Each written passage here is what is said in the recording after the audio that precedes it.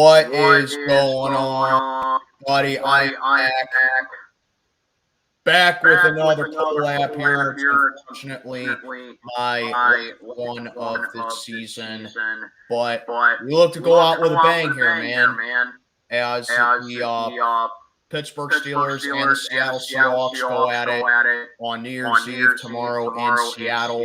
As always, do me a favor, like, comment, subscribe, follow on Instagram, link in the box below. And to my right, I got two very diehard, loyal Seahawks fans that have also been loyal to my channel for over the past couple of seasons. My man, Sam Dog, the infamous, and his buddy Dallas. How you guys doing? Long time no talk, man.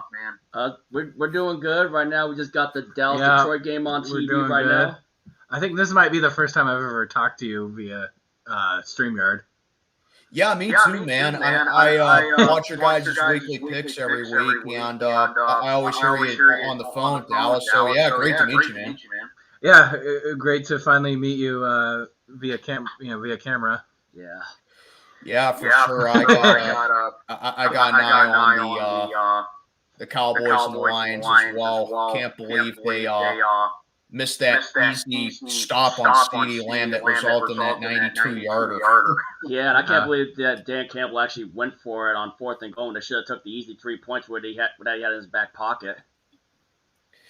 Yeah, that's for sure. So, this is how the stream's going to work. We're going to go until 11 o'clock my time because I got a couple of things I got to take care of because I got to be up early tomorrow morning. Of course, it's 10 o'clock on, the East Coast over here. You guys are over on the West Coast. They're 3 hours behind me. So we're going to go till 11 o'clock my time because I just got an early day tomorrow. I got a New Year's Eve party that I'm going to as well. So, for the first half hour or so, we're just going to talk about, like, keys to victory, scouting reports on each teams or whatever, like, pertains to the game.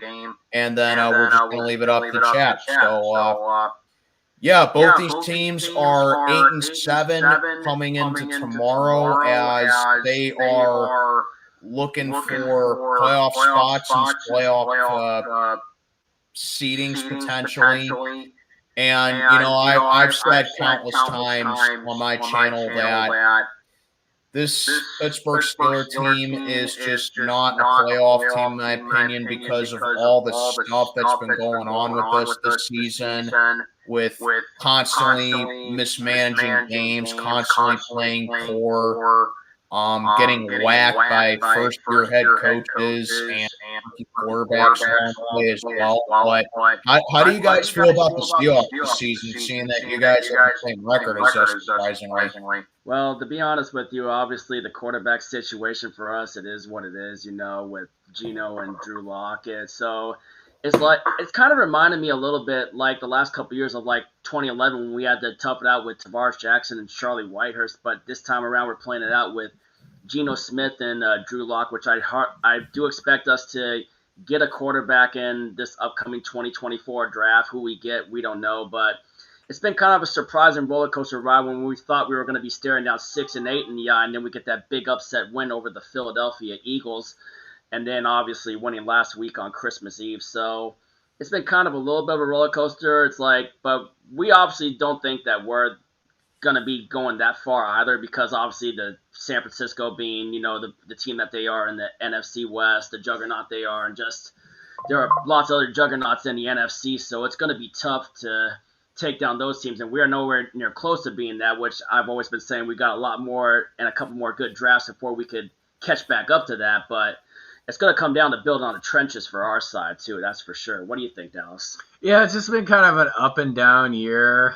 There's some games they let slip away, but there's also some games that they easily could have lost, and they found a way to win them in the end. But, yeah, it's been kind of just a mixed bag overall.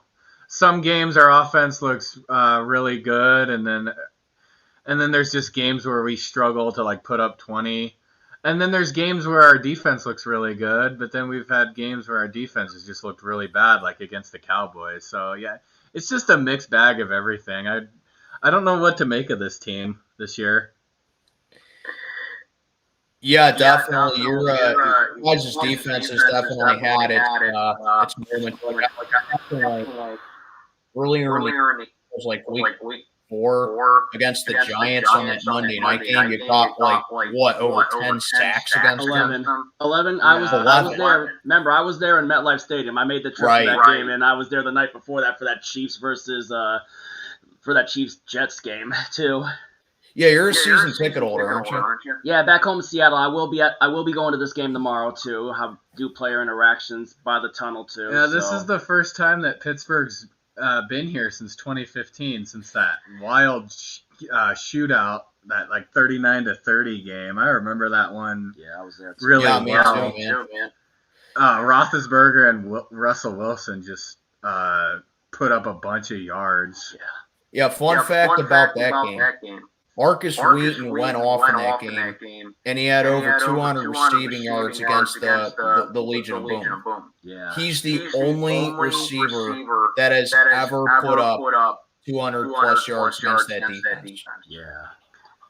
I remember that game, too. And you guys also had Jacoby Jones that game, too, who was, made that one big catch for the Ravens against Denver in 2012, and then he was with you guys first sometime too. I remember how much of a battle that game was too, until Doug Baldwin got that big 80-yard touchdown on that slant, which came right to my end zone too. That was really a tense game too.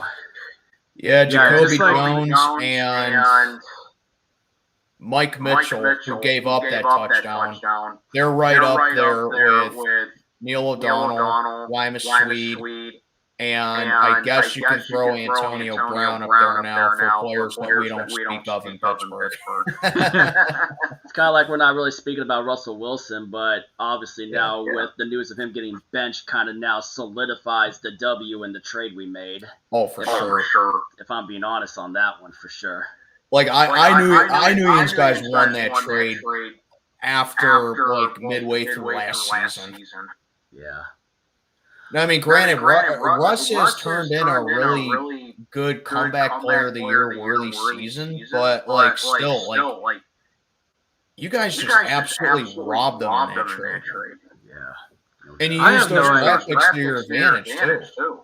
I have no idea what Sean Payton's doing there. I mean, it was a really head-scratching move, in my opinion. I mean, they still had a shot at the playoffs. It's not like he was playing poorly or anything. It's just like they quit on the season pretty much. Yeah.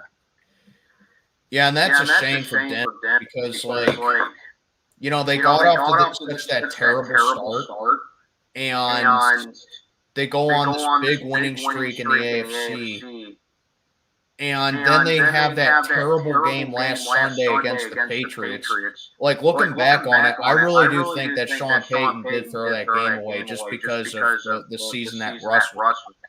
Yeah, pretty much. Yeah, so for this game right here, do you guys have any key matchups that you're looking out for when it comes to your defense against our offense, or vice versa, our defense against your offense? Well, on our offense, I would personally say double team TJ Watt, kind of like what we should have been doing on Aaron Donald in the last matchups. Like, TJ Watt and Aaron Donald are two players that you have to really double team in this league because they're two of the most dominant defensive players in the NFL right now. I mean, we look at top defensive players right now. Obviously, TJ Watt, Aaron Donald. You got to double team TJ Watt. You got to double team TJ Watt on my offense, and then on the offensive line wise, defensive wise, I would definitely have to say getting pressure on Mason Rudolph, which is going to obviously be your starter, and then of course not letting George Pickens break a big one like he's known for. Because Pickens has been your ace in the hole for whenever you guys need a really big play on offense. Like when you guys won that game against Baltimore when we were watching on Red Zone, and Pickens was, oddly enough, the one that made the big play, and then the big plays he made against the Cincinnati Bengals. I look at George Pickens as like, okay, we're going to have to stick either Tariq Woolen or Devin Witherspoon on him to try to shut him down because that guy's just an ace in the hole for your guys' offense, for sure.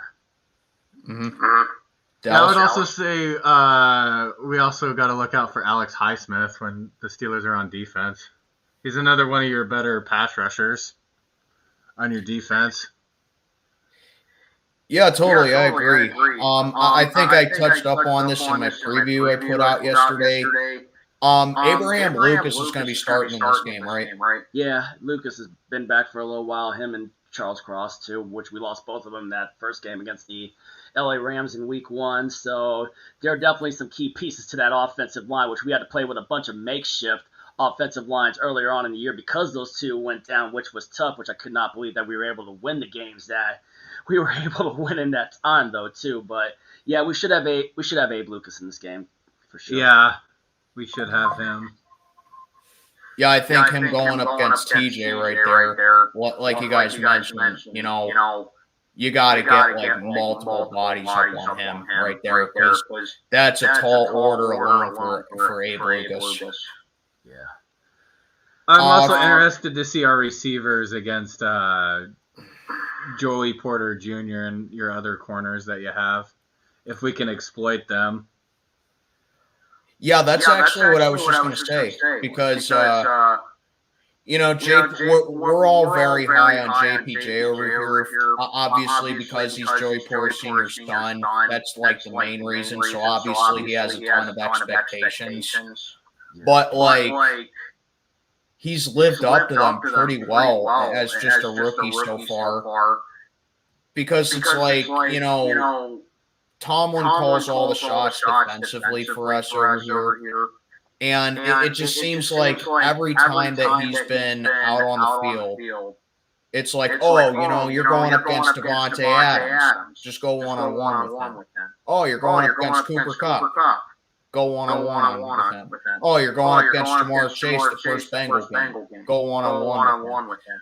I think the problem with our secondary is that Tomlin just continues to shy away from the players that are getting us to this point to where like they're locked to like we're limiting as much as we can on the secondary because our secondary this year has just been very suspect outside of Minka, obviously, and the times that JPJ was there. Now, JPJ does have some problems with defensive holding and pass interference calls, but I chop it down to as just, you know, rookie mistakes that he just needs to clean up a little bit. And I think he'll be fine. Like, other than that, though, if you look at his film, he's been locking down these guys pretty well. So I think he has to be on a guy like DK Metcalf, like all day tomorrow. Right. And then whatever happened to Minka Fitzpatrick? Is he still good for you guys right now? Is Minka all right? He's dealing with a leg injury. Yeah, because I haven't heard a lot of Minka Fitzpatrick lately, and I still remember when you guys made that trade with Miami to get him, and how much of an impact he's had for you guys too. So no Minka tomorrow, or yeah, and we've had issues with our secondaries. I mean, granted, with the exception of how well Witherspoon's been playing, granted he's been out these last couple games. Like our defensive coordinator Clint Hurt's been giving us a lot of frustrations. Like we play a lot of zone coverage, hence I'm concerned about, you know, you guys getting big plays to George Pickens or Pat Freiermuth with your tight ends. Like we play too much zone coverage and like playing 5 to 10 yards off of guys too. So that's where I have my big concern at when taking you guys on in this game too, because that's why I figure Pickens could get big plays off of the zone coverage that we play. Yeah, and you know, that's something about I've always noticed about Pete Carroll because you know, he's a defensive guy too. Yeah. But every time I see like his defense go out there, it's kind of like he has a giant checklist in front of him. He's a very methodical head coach, you know. So I think that's what the Steelers have to do tomorrow in order to get the most out of playing your guys' defense, because it's like, oh, you know, Pete Carroll runs a typical cover 3, so you got to make it go with that cover 4, cover 5, and so on right there. So, like, that's my biggest key to victory as far as the offense goes. You gotta like know the answers to the test right there. Oh, for sure, man. Yeah, I'm also interested to see if we can shut down the run with Najee Harris and Jaylen Warren, because we've been kind of weak against the run this year. That's true. Ever since we lost Uchenna Nwosu. Yeah, for sure. I've been hard on Jalen Warren, or not Jalen Warren, Najee Harris. Mainly because, he's a first round pick. He came out of Alabama, and we had like all these high expectations for him. And we kept using the offensive line as the excuse. I mean, granted, the O-line was really bad for us for the past couple of seasons, but when he has two 1,000-yard seasons in his first two seasons, it's like, yeah, maybe he can be the guy for us. Maybe he can improve, but it's like he's getting these yards without actually improving, It's like he's staying still in one place the whole time. It's kind of like his career is like on a treadmill so far. Yeah. Who would you say his career is on a treadmill so far for us, Dallas? I'm not sure right now. Yeah. I mean, obviously, you're not going to see Jamal Adams this week. I think Tariq Woolen. No, I think he's had a very disappointing year. Yeah, after his crazy rookie season, Woolen had a good rookie season. Now he's been a little iffy this year too. And then obviously Jamal Adams trade, we know that's going to be a fail. They just put Jamal Adams and D. Eskridge on the IR, two very disappointing players. I mean, just saying that. I mean, I feel like if we got to release Jamal. Yeah, the Jamal Adams trade has been a disaster. It has just not worked out. Yeah, and then D. Eskridge, we could have had Creed Humphrey over him, so there's frustrations with that. And then that's what for treadmill wise though, Tariq Woolen's kind of been having a little bit of the down, like Dallas stated, he's been kind of on the treadmill this year too, ever since his amazing rookie year last year. Yeah, speaking of bad trades for us, we're potentially being able to see two of our biggest draft busts that we've had that are playing for you guys now with Devin Bush and Artie Burns. That's right. That's right. You were not a fan of Devin Bush. I remember that from your videos. And Burns almost costed us in that Christmas Eve game against the Titans with that personal foul after kind of the questionable PI on Trey Brown on DeAndre Hopkins in that game last week. Oh man, Artie Burns is so bad. Yeah. Like he has such a fitting last name, doesn't he? Yeah. Yeah, for a corner. Yeah, it's like having it's like with the Pirates. We used to have a pitcher called Bob Walk. That's not a good name for a pitcher. Because you constantly walk in players. Yeah, I watch your Pirates videos. You're really hard on Pittsburgh, on the Pirates, as you should be. Yeah, kind of like Dallas is really hard on the Mariners. I'm really hard on the Mariners. Well, hey, the Mariners got a good future ahead of them. Yeah, but I want that manager gone so bad. He's been there long enough. Service has had more than enough time. Yeah, I want Shelton gone. I've wanted him gone for like 2 years now. Like, the thing, the Steelers and the Pirates really know how to piss me off, obviously. But the difference is that with the Pirates, I'm more apathetic towards them right now just because they've been so bad for so long. The Steelers, it's like they're too good to be this bad. I know people look at the 8-7 record, but if literally Baltimore doesn't mismanage the final 7.5 minutes of the first game against us, and the Rams just know how to catch the ball, Green Bay takes advantage of their opportunities they had against us, and our defense doesn't come through against the Browns in the first game, we could be easily sitting on 4 wins. Yeah.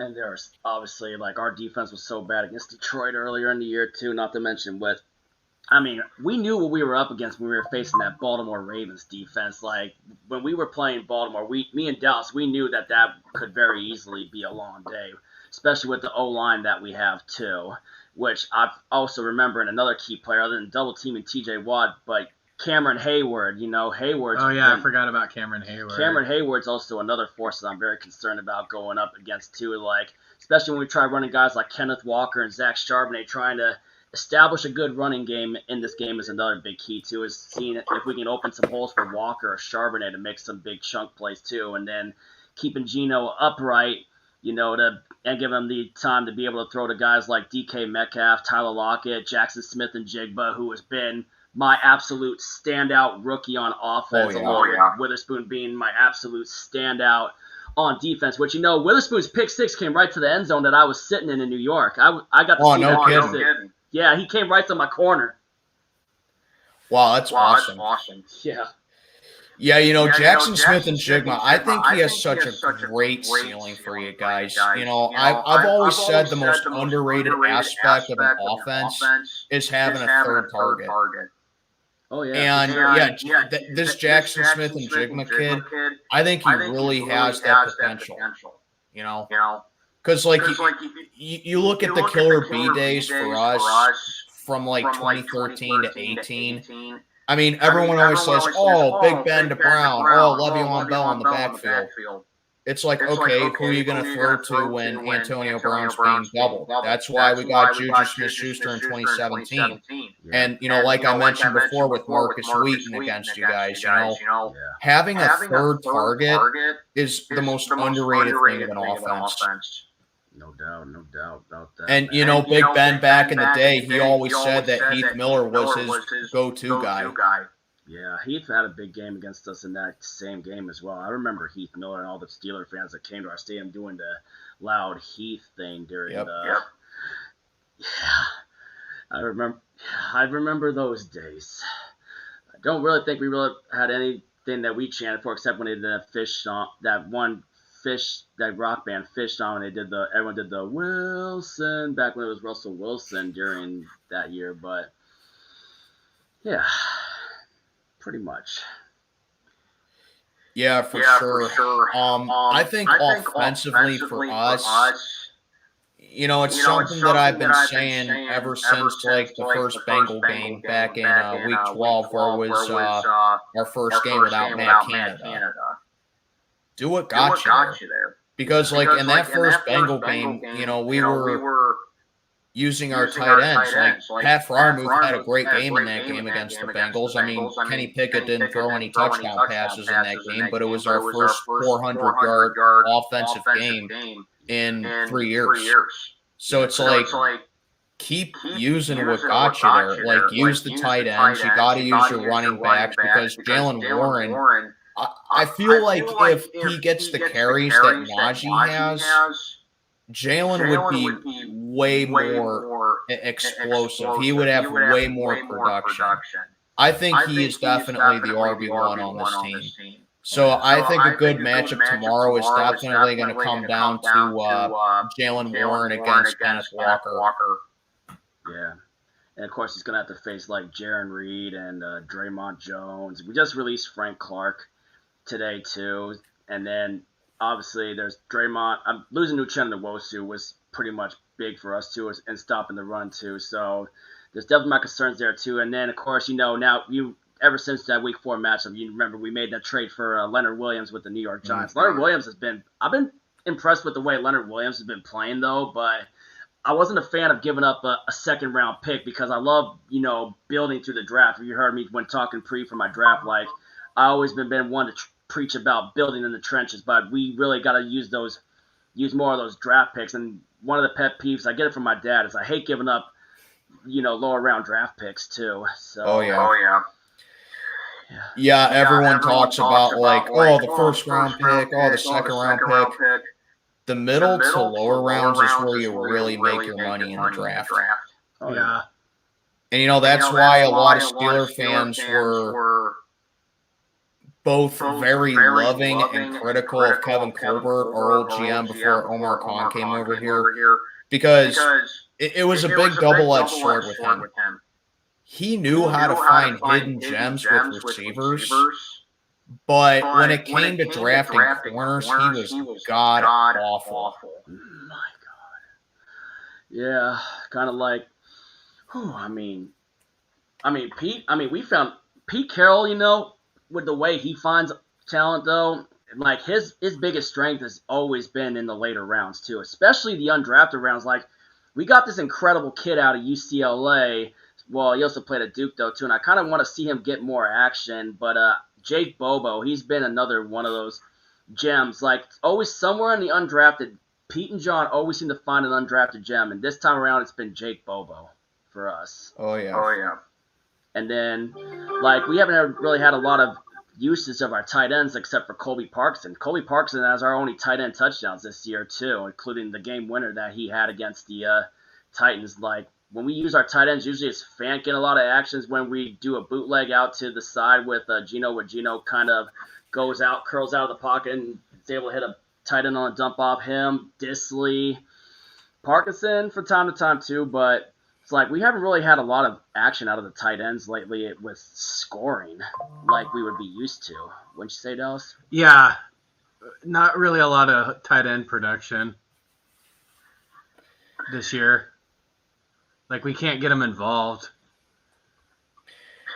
Yeah, and that's something that I touched up on a little bit. Like, I would love for us to keep using our tight ends here because Freiermuth, whenever he gets involved and we're using them tight end screens, he gets the big chunk plays, he gets the yard, he gets the axe. And then Darnell Washington, who we drafted last spring in that trade with Carolina, I would love it if we would use him the way that he was intended to use because, like, the guy is a phenomenal blocking tight end, but, like, you hardly ever see him blocking for us. Didn't you also get Darnell? Wasn't Darnell Washington also from Georgia? I think so, yeah. Is Pickens, is this his rookie year? Second year. Oh, okay. So he was only on Georgia's first national championship team. And I did like what I saw from him from when he went to Georgia. Oh, yeah, he was a god in Georgia. Oh, yeah. Him and Stetson had a And then Brock Bowers is going to be a really good tight end when he comes out in the draft. Mm-hmm. Yeah. And I think for us, speaking of Georgia guys, Broderick Jones for us, who was our first draft pick last spring when we traded down with New England to get him at 14. He was supposed to be left tackle for us because I think at this point anyone can be better than Dan Moore. The guy's like a turnstile. Everyone goes through him. I heard something about in the draft when Belichick made that trade with the Jets for you guys to get him that he did it to pretty much screw over the Jets. Yeah, he did. Belichick always finds ways to screw the Jets over, and it's freaking hilarious. He does. Like ever since he became the Jets head coach, and then he literally resigned from the next day. The Patriots have just always won the Jets. Yeah. For sure, man. Yeah, they have. And Belichick always finds ways to screw them over. I mean, they got a 15-game winning streak now against them. I wouldn't be surprised. I know Belichick's going to be on his way out of New England from what I've been hearing. I wouldn't be surprised because that last game that the Patriots have with Belichick is going to, oddly enough, be against the Jets. If Belichick sweeps the Jets again and finds a way to screw them over again, that would be a perfect ending to the Belichick era in New England. Oh my God. But it would probably screw them out of a top 5 pick, though. Yeah, I think it already did. Because I think they're at 4. I think they're at 4 now with that win last week. Yeah. I've seen a lot of Patriot fans, and shout out to my man Bobby. Beantown. Yeah, Beantown Breakdown. Diehard Patriot fan. I remember sitting down here the night of my birthday, co-streaming the game with him when we played the Patriots. He was legitimately pissed off when the Patriots beat us. Yeah, because he wanted that high draft pick to be able to try to get a guy like Bo Nix or maybe. He wanted Caleb Williams. Caleb Williams. He wants Caleb Williams. Yeah, they ain't going to get him. Yeah, Caleb Williams' stock, I would kind of say, has gone down quite a bit ever since, after Michael Penix outdueled him in that crazy game between Washington and USC. And I know a lot of Seahawks fans want us to get Penix, but to be honest with you, Penix really doesn't really fit our system because he's a pocket passer. And our offensive line isn't built for protecting pocket passers. And obviously that's why I'm kind of lean toward the Bo Nix side because Nix has mobility and his style of play really fits the scheme that the Seahawks like to run with the mobile quarterbacks. I mean, there are other good options. Like, you never know with quarterbacks. The hardest position to draft in all sports, especially in football, is the quarterback position. It's pretty much a crapshoot. We never knew what we got with Russell Wilson the time we drafted him, and thankfully it turned out the way that it did. But it is just hard to get a good quarterback, and they don't grow on trees. And sometimes, you got to take that crapshoot, especially with that first-round pick. You got to take a crapshoot on it.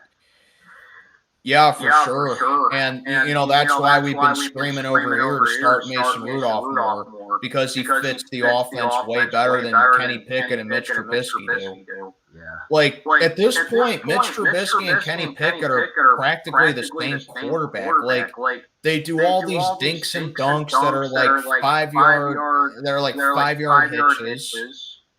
Whereas, like Mason Rudolph, I mean, I know it's only been like a small sample size, but ironically enough, when he had to come in week 2 against the Seahawks back in 2019 when Big Ben had the shoulder injury that took him out for the rest of the season, you saw Mason like gunning it down the field. Yeah, Juju Smith-Schuster had a big game in that game too, and I remember Chris Carson almost costed us that game of fumble. Yeah, that was the game where me and Sam watched it from a viewing party that one of his friends had. Yeah, I was streaming that game in my dorm. I had to sweat that. We had to sweat that one out. And that was a game where DK Metcalf scored his first career touchdown too. That was our first win in Pittsburgh since like '99 or something like that. Yeah, and history's against us because the last time the Steelers won in Seattle, you got to go back to 1983. Wow. Yeah, Seahawks were still in the AFC at the time. Yeah, we were AFC West. It was our only 7th year as a franchise. And that was the year we went to the AFC Championship and lost to the eventual Super Bowl champion LA Raiders. Marcus Allen made his big run in the Super Bowl against the then Washington Redskins. I still call them the Redskins. Yeah, I mean, I can't. I've just always known them as the Redskins. Kind of like how I've always known the Guardians as the Indians. I still call them the Indians. But yeah. Edmonton Eskimos in Canada, but they go by some different name now too in Canadian Football League. I remember just how happy you were when you guys got rid of Matt Canada too. It's just like, what do you think happens to Tomlin after this year? Is this the year that you guys maybe finally move on from Tomlin, even if he does finish with another winning record? Well, the thing is, we're never going to fire Tomlin. I've just come to accept that. We're never going to fire Tomlin. I hate to sound like that guy, but it's because of the Rooney Rule. They don't fire minorities. Yeah. So the thing with Tomlin is that he's under contract until the end of next season, actually. So there's like a 50-50 shot to me personally that he either just calls it a career after 2024 or they extend him again. And right now I'm leaning towards that they're going to extend him again. Yeah, Pete Carroll is like, I mean, I love Pete, especially when the fact that he had a jersey made for me too, and all he's done for the Seahawks is like, we don't know, what the organization's going to lean towards. Is Pete going to be leaning towards retirement sometime soon, too? So there's a bunch of questions about that. I know the fan base is saying a bunch of stuff, too, wanting him gone and whatnot. But it's like, I'm appreciative for Pete for what he pretty much did for the organization. I mean, ever since when him and John Schneider came in and turned us into, after what Ruskell wrecked the team when we didn't bring back Steve Hutchinson after the Super Bowl 40 year, we were it was pretty bad, especially when we had Jim Mora Jr. as our head coach too, and then firing him at the right time and moving on from Pete Carroll really just changed everything in Seattle too. It's them making the playoffs with a sub 500 records. People are saying stuff with people is I can't say anything bad personally just because of that. And you might have seen it on social media too when I've shown that pictures of when Pete gave me that jersey. I think I saw it. Yeah, it's I can't say anything bad about Pete because I'm just too grateful for him for what he personally did for me as a fan, And then, of course, when I brought Dallas last year to the Seahawks-Rams game on his birthday when we completed the sweep to make the playoffs before Detroit helped us out by beating the Packers. I remember just getting Pete Carroll showing Dallas some love too, and I remember Dallas like, "You done a hell of a job this year, coach." And is that the hat that I got autographed by Russell Wilson for you, Dallas? It is. Oh, On his last home game. Yeah, that's awesome. Yeah, if the Steelers win tomorrow, probably looking at their third straight 9-win season It would in a row. Kind of like those 3 years the Cowboys went 8-8, and they didn't fire Garrett until like a few years after that. And you know, they held on to Jason Garrett way too long. Yeah. Yeah, and that's what I compare it to a little bit with Tomlin over here. It's kind of like a Jason Garrett situation, or I think even better comparison would be Andy Reid in Philly. Yeah. Because it's like his methods are outdated. Teams are figuring them out more. You start to see him take these L's to like these contenders and, like I said before, rookie head coaches and all this stuff. It's time for a scenery change. We need a coach that understands today's philosophy in the NFL, to where like, getting a deficit, you can't rely on the defense to bail you out from your offense to do the bare minimum. You got to keep your foot on the gas pedal. And Tomlin's not that kind of coach. It's kind of like, whenever if Pete retires and that, we want to try to go like younger minded, like a Sean McVay like mind or a Kyle Shanahan mind to, get offenses like really going with the way the offenses are running today with what McVay and Shanahan have been doing for sure. I mean, and Andy Reid still, regardless of Andy Reid now, I mean, even from his time at Philly and now with what he's done with Mahomes, Andy Reid really is one of those coaches that knows how to really get the best out of his quarterbacks. Yep.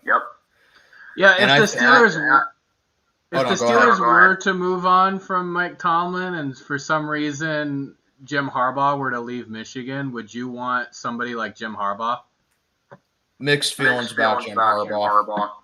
It kind of gives me I think he definitely takes after his brother because like he never really fair or not, over here in Pittsburgh you're judged by what you do in the playoffs and you're judged by what you do against contenders. Jim Harbaugh never struck me as an elite coach. But like, funny you asked that, because I made a whole video the other day about my personal top 5 replacements for Tomlin, and I actually had Zach Robinson, the Rams quarterback coach, I think at like number 4. Really? Yeah. I can't see Harbaugh leaving. I don't think Michigan, even with all the scandals going on. I mean, he's turned that program around. Yeah, I don't think he's leaving Michigan. Yeah, I mean, it's crazy. The Chargers are rumored to try to make a pitch effort to try to get him out of Michigan to bring him back to the NFL. But I loved it when he coached San Francisco, just because the rivalry between him and Carroll. Pete Carroll and and Jim Harbaugh, that rivalry was fun when Jim was in San Francisco for sure, man. Because they had the college rivalry. Yeah. I never really touched that up with CG Ruthless. I'm pretty sure we may have touched it up in the past, me and CG. We definitely, with our matchups too. I mean, those were some fun days back in the days when Jim was in San Francisco. Yeah, I bet you can't stand John Harbaugh. Oh, I can't stand both of them, to be honest. But John. Yeah, so why would you want one of them to be your? Why would you want one of them to be your coach?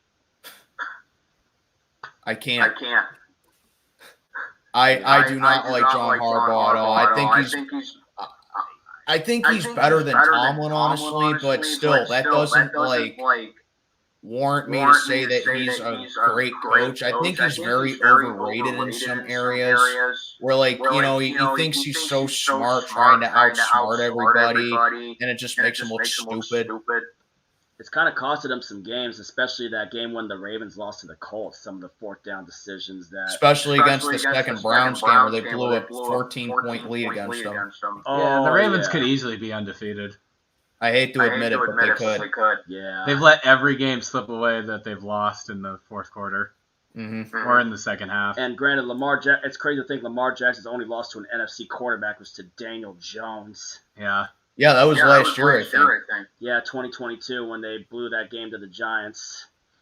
I mean, look at what we did to Daniel Jones this year. We sacked him 11 times. Yeah, that was no doubt our most complete win of the season. Yeah. Oh, for sure.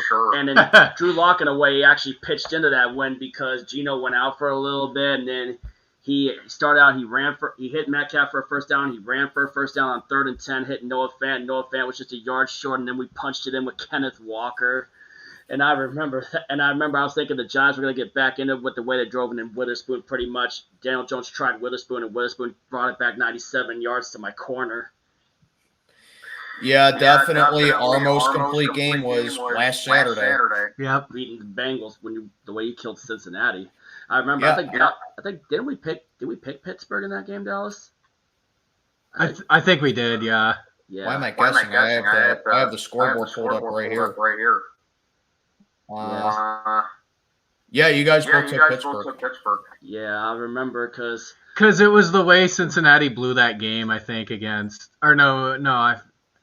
we just had a feeling that maybe injuries just finally caught up to the Bengals.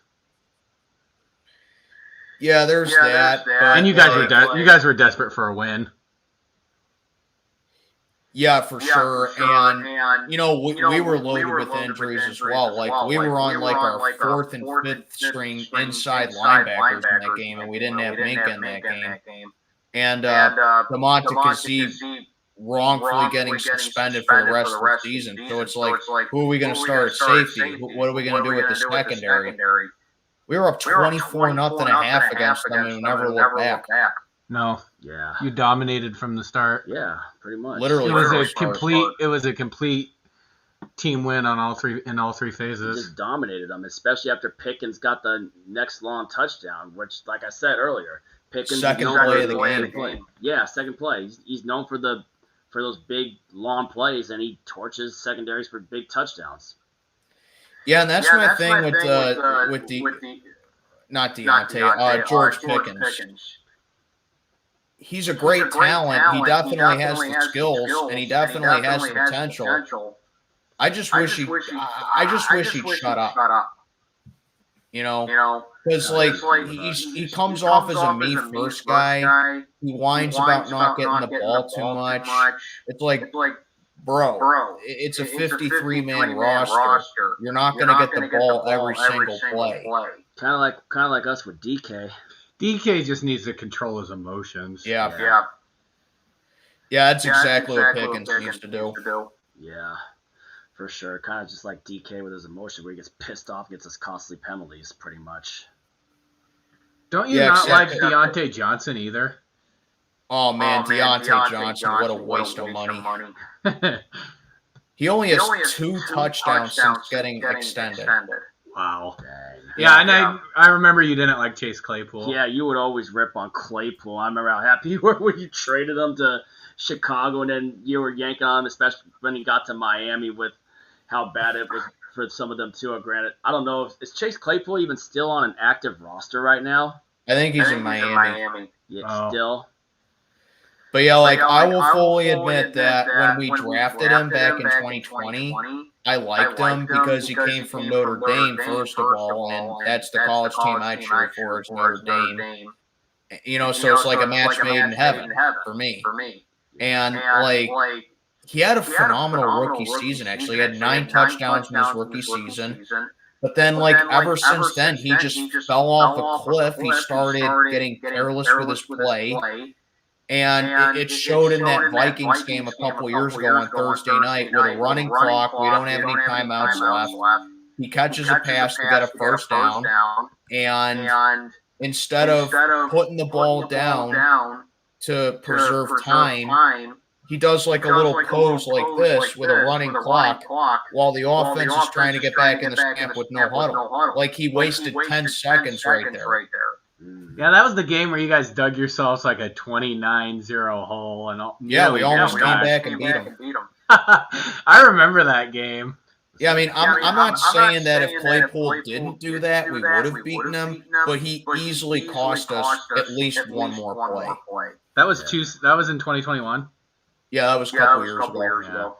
Yeah, it's that same year where we were talking about last time when we did our collaboration back, we had the old channel. We were talking about both our fan bases being tested, obviously, because of when Russell Wilson went down with the injury, and then of course you guys with Ben Roethlisberger aging, and it's kind of been like that way too with like the quarterback situation that has really been testing our fan base this year, and with kind of like 2011 when we had to play with T-Jack and Charlie Whitehurst, and then us looking to whatever quarterback we may go with in this upcoming 2024 draft. And then, of course, like I mentioned, why double team TJ Watt, because obviously TJ Watt was the reason you guys won that game last year, because he got the strip sack on Geno, and then it set you guys up for that game-winning field goal in 2021 in overtime. I would like to get some revenge for that game, because I remember we played a really bad first half, and then we got it together in the second half, but the first half really cost us in that game. I think that was Geno's second game as their starter after Wilson got hurt. Against the Rams, yeah. And isn't it kind of ironic that the quarterback matchup in this game, both the starting quarterbacks have a chance to make it come full circle for their respective teams? Because like with us, Mason Rudolph had to come in an emergency situation for Big Ben in 2019. And now he's getting the opportunity to show that he could potentially be our guy moving forward, at least for the short term, if we decide to go quarterback in 24 or 25 in the first round, which I think we should. Yeah. Because that 2020, that year, didn't you guys also play Duck Hodges during that year too, and he killed? Oh yeah, it was musical chairs all year QB for us that year. In 19, you're talking about? Yeah, 19. Yeah, because Big Ben against you guys, he had the shoulder injury, and he needed Tommy John on it, and he had to miss the rest of the season. Yeah, and then it was Mason Rudolph and freaking Duck Hodges from the rest of the way. And, it's like, I thought for sure Rudolph was going to be like the future for the rest of the way until you guys drafted Kenny Pickett too. I mean, it's like, you really think Mason Rudolph kind of got it a little bit unfair, like should have gotten like more reps with like first string guys to get more prepared and ready to be potentially your guys' future? Well, the thing with Mason is that he's actually been practicing with first team reps, but I think he's just been treated so unfairly by Tomlin ever since, like, I would say since Ben retired. Because, like, okay, if you want to go with the bridge guy with Mitch, at the time I kind of understood it, but we also knew what we were getting with Mitch Trubisky as well. And believe it or not, Mason Rudolph is the longest tenured quarterback that we have on the team right now. Because he's been with us for 5 years now. And then we go ahead and draft Kenny Pickett. And it's like, oh, okay, Kenny Pickett's probably going to be the starter, and Mason Rudolph's going to be the second string backup, right? No, they made Mitch the starter. And then against the Jets last year, Tomlin actually yanks Mitch because, surprise, surprise, he was stinking up the joint against the Jets. And then Kenny Pickett comes in. It's like, you know what? Okay, whatever you want to give your rookie quarterback a shot, go ahead. Mason Rudolph is still there. And like, it just continued on with this season. Like, if you're going to make Kenny Pickett your starter, okay, but there comes a point in time to where, like, you see what he has, and he only has 6 touchdown passes on the season. And the last time that he threw a touchdown was back on our Thursday nighter in week 9. So it's been... Yeah, it's been 63 days since Kenny Pickett threw a touchdown pass. Or 56 days, however long. Yeah. And I just never got why Tomlin was so stubborn to start Mason Rudolph, because it's like, you know what you have in Trubisky, you know what you have in Kenny Pickett. Give Mason Rudolph his shot, because he never truly had a fair chance. Yeah. Whew, man. Yeah. I feel that with players, another key issue that I want to see if we can also try to resolve too with my team is obviously our red zone offense. If we get in the red zone, because that's been our biggest struggle all year too, is the red zone. Yeah, if we get down there, we got to score tomorrow. Punch it in the end zone.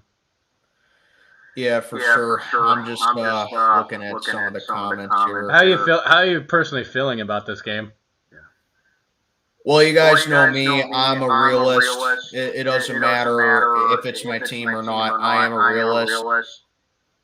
This right here is our last winnable game of the season. So. Because after this, we got to go to Baltimore to play the Ravens. Right. And depending on what happens with their game with Miami tomorrow, they could be battling it out for the number 1 seed in the AFC. Right. Because the Ravens right now, they control their own destiny for the number 1 seed in the AFC. All they have to do tomorrow is win, and they clinch the first seed. It's kind of so go ahead, if Baltimore does win, then I don't know if they're going to be resting the starters. I don't know what Harbaugh is going to have in mind, but the way I see it, Baltimore absolutely has to win tomorrow. Yeah, it's kind of like how we control our own destiny too, except, I mean, I feel like we could win this game too. I mean, but I'm not taking Mason Rudolph lightly because of like that matchup in 2019 when he was lighting us up too. I mean, I never take any team lightly. Just it's whatever happens with me. Granted, we make our picks though. Like we picked us this week too, but it's like we gotta just play our game and just try to do what we could to win. And then of course, because we have pretty much this and next week, because we play the Arizona Cardinals next week, which I'm actually flying down next Friday to go to that game in Arizona as well. Oh, you are? Yeah, I'm going down to Arizona with my dad. Oh, that's cool. Yeah, Arizona's fun, especially, it's like now being winter, but still having the sunny weather. We've been having a lot of rain here. It would feel good to get back into the sun, and I know exactly what I'm doing when I first get off that plane, get to my hotel. Putting my trunks on and heading straight for the pool. There you go.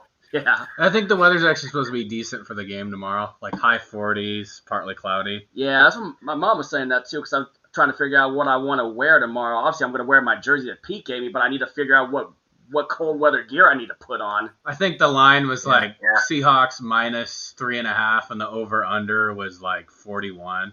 But I think it's going to go over the over. Yeah, but it's any given Sunday. Anything can happen, though. You guys could win, we could win, but a lot's at stake for both teams playoff-wise. But obviously, we're realistic. Like I meant, you're realistic about your team. I'm realistic about our team. We're not built for a deep run yet. No, not yet. Yeah, I'm an East Coaster. I actually live in the Cleveland area right now because I got offered a job last year for my job's headquarters, and that's why I bought my condo last year. So I live in enemy territory right now. Yeah, right. And I'll tell you, the Ohio weather is like almost the exact same as the Pennsylvania weather. Wow. Like it just does whatever the hell it wants to do. Like I'm not kidding. On Christmas, it was in the 60s. Wow. Dang. Yeah, it's been unusually warm on the East Coast this year, hasn't it? Yeah, it's been weatherly dry on the East Coast this year, and I think now that the year is at the end, it's just coming all down right now because yesterday and today it's been in the low 30s. Wow. Dang. Yeah. When I get on the highway tomorrow to go to the New Year's party, it's supposed to be sleeting actually. Wow. Yeah, dang. I remember when I was in New York for the Seahawks-Giants game, it was actually 80-degree weather during the game. Oh, wow. Yeah, it was 80-degree even in the night game, too. It was pretty decent weather at that Jets versus Chiefs game that I went to as well. But, oh, man, I forgot what else I was going to mention about. Never mind. Have you ever been able to go to a Steeler game? Yeah, I've been to a ton of them. Back, obviously, you never made it to Three River Stadium, kind of like I never made it to Kingdom for my season. No, I was well, let's see, Three Rivers was demolished in 2001. That was actually the year before I avidly started following football. So yeah, I've never been to Three Rivers, but I've been in, just like the Commanders and the Indians, it'll always be Heinz Field to me. Yeah, that's so stupid. The name change, kind of like when they changed it to Lumen. Yeah, and we knew it as Seahawks. It just doesn't jive that well off the tongue. And neither does T-Mobile Park, which used to be Safeco Field. Yeah, I still always remember. I didn't even know they changed the name of the T-Mobile Safeco Field. Also, I have another question, and from you living in the Pennsylvania area, have you ever been to Pottsville? Because I remember, you ever heard the story about why the Cardinals are cursed with the Pottsville curse dating back to the 1925 championship? No, I've never been to Pottsville actually. But you've heard the story, right? The Pottsville Maroon story with the curse, and I remember watching that. I remember me and Dallas did a segment once when the Cardinals fell in the playoffs to the Los Angeles Rams in 2021. We brought up the videos, and one of the things the guy says, like, I don't really root for anybody. He said, let's just say the Pittsburgh Steelers did us a favor back in 2008, making sure that the curse stayed, and they're saying there has to be some sort of curse on the game for allowing that long pick six that James Harrison had. I think they really should have also showed the freaking Santonio Holmes Twinkle Toes catch, too, where they said the ghost of Tony Latone of Push 'em Up Tony was pushing his feet down to drag the toes or something on that play, too. Oh, yeah? From what I've seen in comments about it, too. Yeah, I didn't really know too much about that. When was the last Steeler game you went to? Oh, boy. I would say 2017, I think. Wow. Yeah, I haven't been there in a while because is it a nice stadium to go see a game at? Yeah, it's a nice stadium. I think the seats are a little uncomfortable, but or does it need some renovations? Yeah, I think it needs renovations in some areas, but yeah, it's been a minute since I've been there because obviously college played a big part. And then I was struggling financially as well. Needed to get a job, and that's where I am now. Being a homeowner doesn't make it any easier for me. And it's like I have a social life. I have a girlfriend now, so it's like I gotta find time. Yeah, I got an apartment about a year ago, and I'm paying like $14.90 for rent now. Goff might have just lost the Lions game. He just threw an interception. Oh, really? It's not cheap living on your own. Oh, no, it's not. Yeah, I have a condo, which condos and apartments, they're similar, but the one key difference is that condos are usually owned. So, like, I get mortgages every month, and I get HOAs every month as well. So it's like, oh man, these things are killing me. I find myself working overtime almost every day. I've been working some overtime as well. Yeah, I live in Auburn, Washington. It's like 30 minutes south of Seattle. Yeah, we're out here in Puyallup. That's like an hour. We're like an hour south of Seattle right now where we're at. We're obviously right out here in Puyallup. Dallas and I have known each other since preschool, and we we've graduated high school together over at Rogers, which is not that far from here too. Granted, we're on the Emerald Ridge side, which there'd be a rivalry game called King of the Hill every time when they played in football. Wow, you've been friends that long. Yeah. That's incredible. You now living in Ohio. Have you ever gone out to Canton yet to visit the Pro Football Hall of Fame, since that's not that far from Cleveland? I have been to the Hall of Fame, and I do go to Canton more now because that's where my girlfriend lives. Is Canton awesome? Is it awesome just to visit the Hall of Fame, just going through that museum, seeing all the busts and everything too? Because I've always wanted. The Hall is awesome. Yeah, I want to go. That's a bucket list for me. It's just to go there. The next time I'm definitely going down there when Ben gets inducted. I think I probably won't be there until Bobby Wagner maybe gets in, whenever he hangs it up. Yeah. So I think that's going to be the most notable of our Super Bowl 48 players that's going to get in, other than maybe Richard Sherman, which I was also, the week before I went to New York, we were playing Carolina. We did the 10-year anniversary and reunion of the Super Bowl 48 team, and I remember Breno Giacomini came out, one of our offensive linemen, with the Lombardi trophy. If you see the videos from my live stream from my interactions that day, he actually literally handed me the trophy. Oh, really? Yeah. That was something. It was like, I tried to get my phone on the selfie mode when I was doing a reaction, and I got a little bit of it before I had to hand it back. Yeah. That was something. If you get to hold one, I mean, even as a football fan, just to hold one of the, now I guess 58 Lombardi trophies is just like, it says a lot. It's just not just as a fan of my team to hold ours, but as a football fan in general. Yeah, that'd be awesome. Yeah.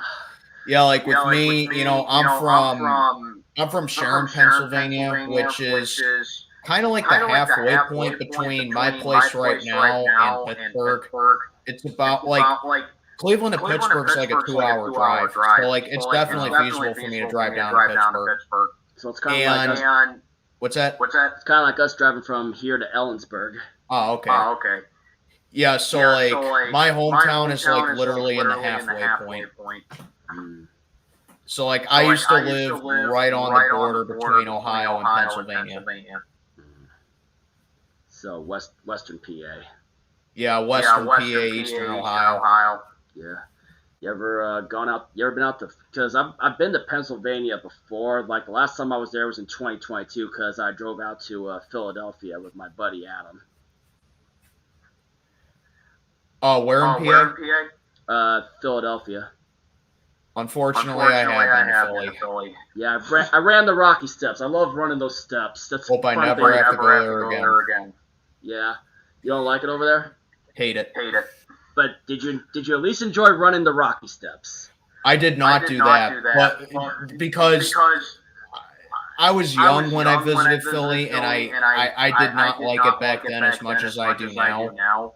And we stayed there because my dad's oldest brother actually lives in New Jersey, and at the time, one of his wife's cousins, I think, had just gotten married, and we were all invited out there to spend the weekend. But like all the room in my uncle's house was like taken, so we actually had to spend a couple of days in Philly.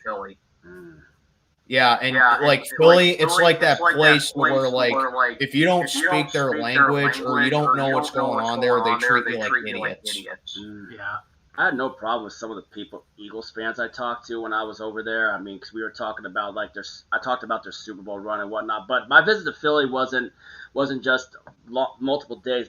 It was just for a day, and then I just drove back to where I was staying because my visit to Philly was via New York City. Oh yeah.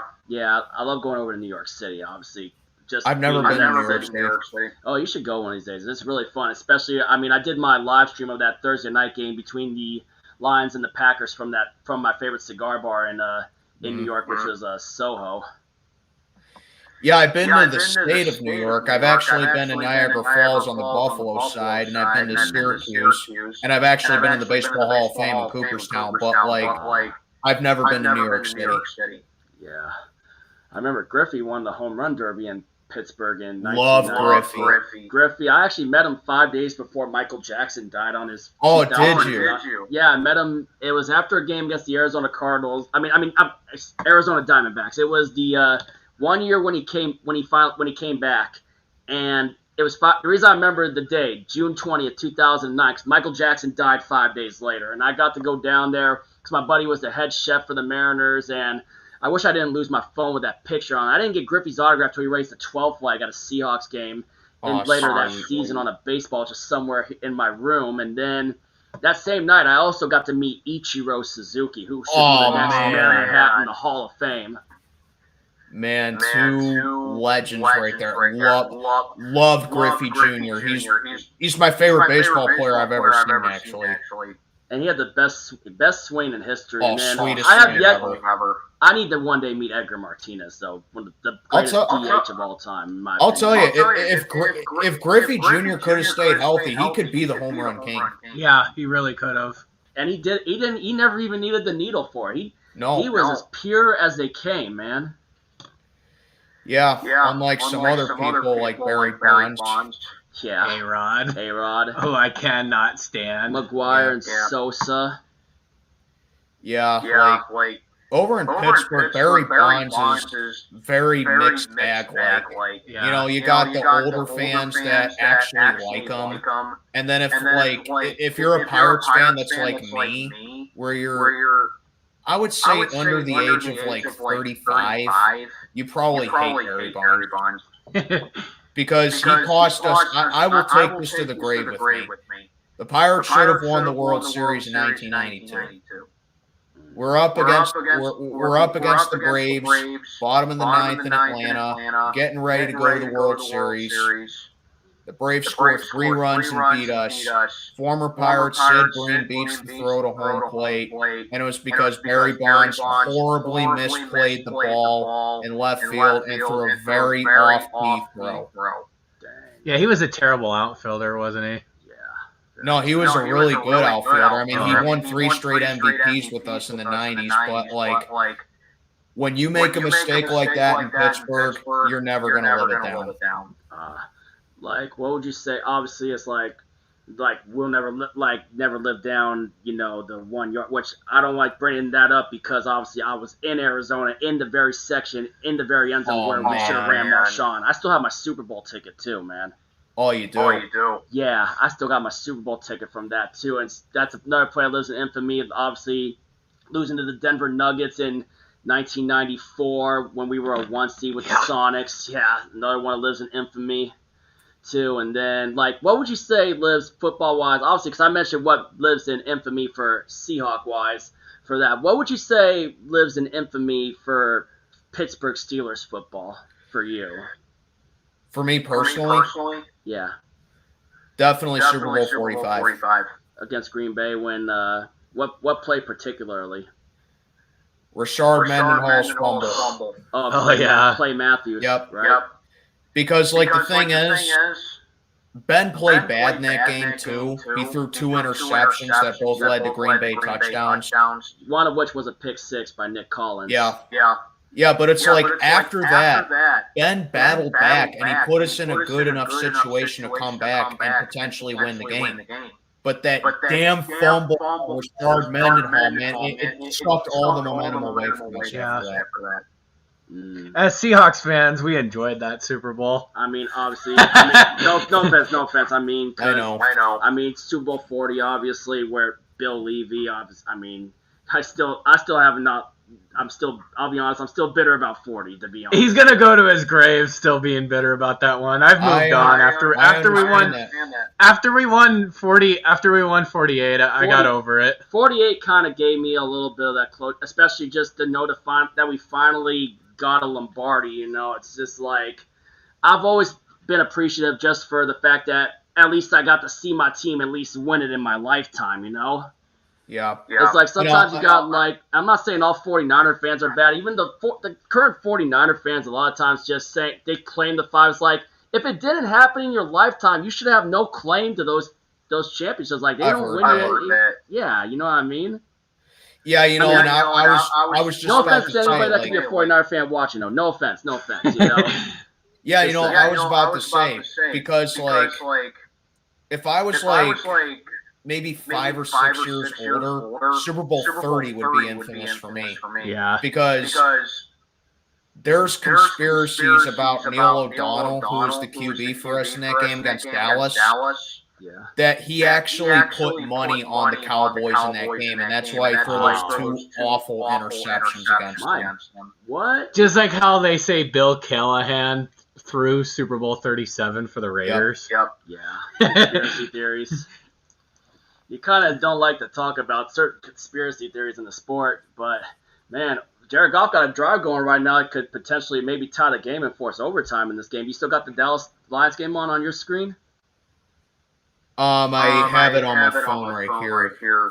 Yeah. Ooh, but other than that, though, man, it's just like, we're talking sports and whatnot, too. It's like, like we mentioned, like last couple of years, like fan bases being tested, mine for quarterback reasons, yours for coaching reasons, it's like you look back at certain things, it's just saying, hey, we've made it through worse, right? Yeah. I mean, the last time we had a losing season, I was 8 years old. Wow. But, like, that doesn't mean that I haven't seen bad Steelers teams. Like, 06, that was a bad year because we had the Super Bowl hangover that year. And, Ben in the offseason, that offseason, he had the motorcycle accident. I remember the motorcycle accident. Yeah. 2012. Yeah, 07 getting bounced in the wild card round by Jacksonville. Yeah, we were good that year, actually. But, we dipped in December, and then Jacksonville came in and upset us. Yeah, we got blown out in the snow of Lambeau Field by Green Bay and Brett Favre's last playoff win as a Packer. Or his last win as a Packer. Then there was 2012 where we got off to that strong start. We had a terrible second half of the season and missed the playoffs.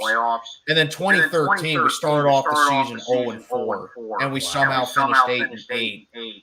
But, even though we had a lot of the veterans on the team still, they were starting to age, and we didn't really have much of an offense until Le'Veon Bell and Antonio Brown had the late season surge, and then that's what started the killer beast for us. So yeah, I've seen some bad Steelers teams. Yeah, kind of like we've seen a bunch of bad Seahawks teams.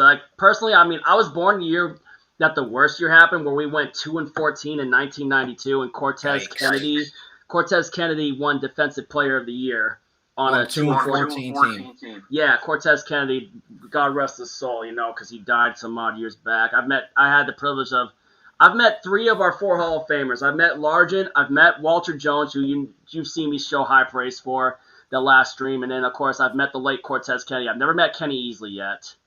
And Amon-Ra St. Brown just scored a touchdown for Detroit. Wow. Yeah. They're about to tie it. Yeah, I have yet to meet Kenny Easley, but I've met 3 of the 4 for my team's Hall of Famers. Have you met any Hall of Famers on your team? I was just about to bring that up. I actually met Jerome Bettis. You met Jerome? You met the Bus? Yep. I kind of miss him on ESPN, to be honest. Yeah, I met him about 5 years ago. I was at a Pirates game, actually. And after the game, I went to his restaurant that he had at the Detroit's going for 2. Oh, they're going for the win. Let's see it. Let's see what happens here. Sorry about that. I'll join in. Let's see. All right. Okay. Let's see. Jared Goff takes the snap. Oh, there's a timeout. Is he rethinking it? Did Campbell? I don't know. Maybe Dallas called a timeout. Maybe Dallas called a timeout. Dallas called a timeout. McCarthy. Shoot. I thought it was the win. Yeah, I would personally. I'd kind of play for overtime. I'm kind of not really one for rolling the dice right here when you could try to get a shot on overtime, but that's what Dan Campbell's all about. He plays to win. But here's the thing. And this is one thing me and Dallas said one time in Red Zone when watching Lions. Will the gamble pay off for Campbell? Yeah. And sometimes the gamble doesn't pay off for Campbell, and then a lot of times the gamble paid off for Campbell. Yep. Let's see what happens here. Maybe they'll rethink. Looks like they're not rethinking it right here. No. All right. And it all comes down to this. The gamble. All right. So if it pays off, we know what we're going to say. There you go. Buckle your seatbelts, guys. Here we go. Fasten your seatbelts. Here it goes.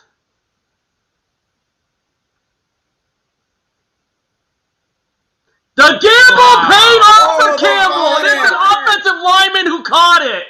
Wow. I don't think Dallas has enough. I don't think Dallas has enough time to get into field goal range. They need a miracle. Who caught that? Who was that? Decker.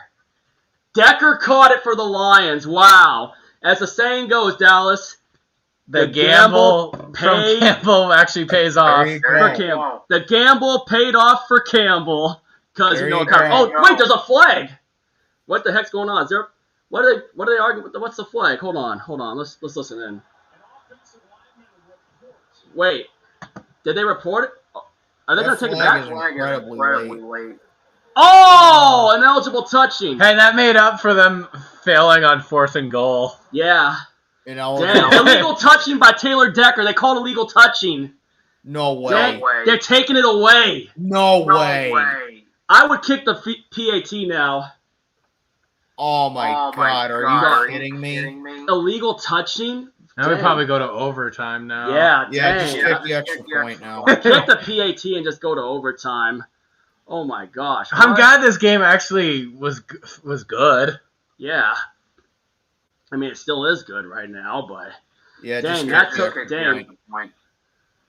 I was surprised on that. Dan Campbell's arguing something right here. Dan Campbell's pissed. He should be. Dan Campbell is pissed. I wouldn't go for it again. I would kick the PAT. Be smart, take the point, try to win it in overtime. Yep. That's if you don't let Dallas get in the field goal range. Man, that really had me going right there. Wait, they're going for it again? No way. What are you doing, Campbell? Why are they going for it again? Oh my gosh. I kicked the PAT, man. What the hell, man? Why are they going for it again? I don't know, man. This is crazy. Oh, Did he jump? Did he jump? Oh my god. He jumped. Oh my god. Jumped. He jumped. Flag. The interception's not gonna count. That's not gonna count. That's a doubt. That's doubt. Dude, offside. They're signaling offsides. Yeah, just kick this extra kick the point. PAT. Force overtime. My gosh. Just kick the extra point, man. Now we're giving the Chad a roller coaster with this game, man. Is it going to be third time the charm? Well, God. we pretty much got all the things out of the way for talking about the Seahawks-Steelers matchup tomorrow, or the Steelers-Seahawks matchup tomorrow, wouldn't you say? Yeah. I think so. Why not give Let's give them a little roller coaster with reacting to the whatever happens left in this, wouldn't you say? He's still going for it. Oh, Campbell, come on, man. Come on, Campbell. Seriously, you think the third time is really going to be a charm? Come on. I would just go force overtime. Goff looking, throwing. Oh! Should have took the point, Campbell. That loss is on Dan Campbell. That one's definitely on Campbell. Not taking the 3 points earlier on the when he had 3 points in his back pocket. And now pretty much freaking... God, the Cowboys are going to be undefeated at home this year. Yeah, they are. Fuck. Dang. Why didn't they just kick it? No, I don't get it. You should have kicked and just... Well, that blew any shot they had of the 1 seed. Yeah, that definitely blew it. There's still an onside kick chance, though. The penalties BS, but I mean, come on. Just kick the extra point after 2 penalties. Yeah. So the gamble didn't pay off for Campbell. You got to take your chances in overtime. Yeah, that's what I always say. Take your chances in overtime. Yeah. My God. Yeah, like I was saying about the bus. I was at a Pirates game, and after the game, I went to his restaurant that he used to own. They closed it down, actually, on the North Shore.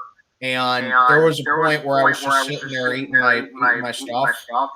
And he walks up to everyone around the restaurant. He comes up to me, and he just goes like, "Hey, how's everything?" And I did like a double take, and I'm like, "Oh my God, you're the boss!" Yeah, great guy, very great down to earth guy. I talked for like 5 minutes about football. He's a great guy. I bet.